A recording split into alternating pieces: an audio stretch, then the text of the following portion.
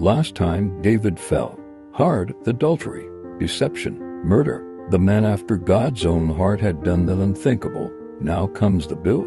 2 Samuel 12 through 18 is 7 chapters of consequence, the most painful stretch in David's entire life, and the most honest passage about what sign really costs. God sent the prophet Nathan to David with a story: a rich man who stole a poor man's beloved land. David burned with anger. The man who did this deserves to die. Nathan looked him in the eye and said 4 words.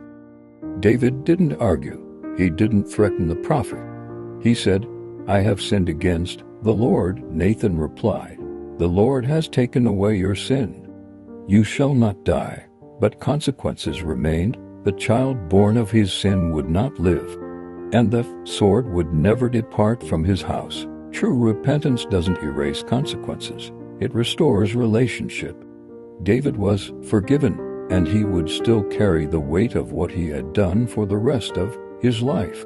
Years passed, and sin's ripple effects spread into David's own family.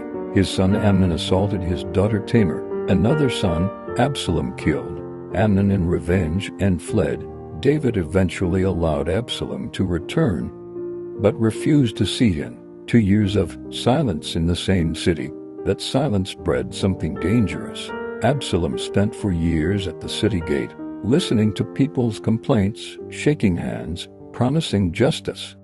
Chapter 15 verse 6 says, "So Absalom stole the hearts of the men of Israel." When Absalom declared himself king, the rebellion was massive, and David fled Jerusalem on foot, weeping barefoot, with a small band of loyal men. The king who once made enemies flee was now the one running.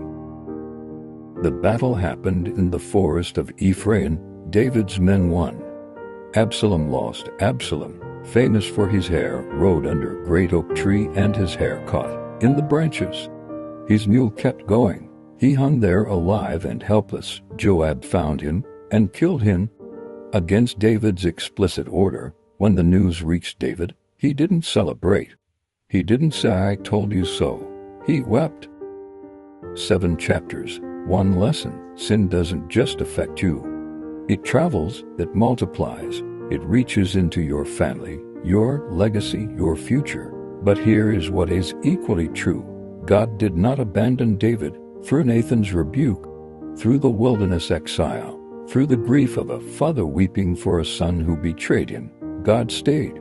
Psalm 51, written in the shadow of chapter 12, ends with these words: "A broken and contrite heart, O God, you will not despise." That's day 41, 7 chapters. One God who doesn't leave. Drop a comment below and we'll see you on day 42.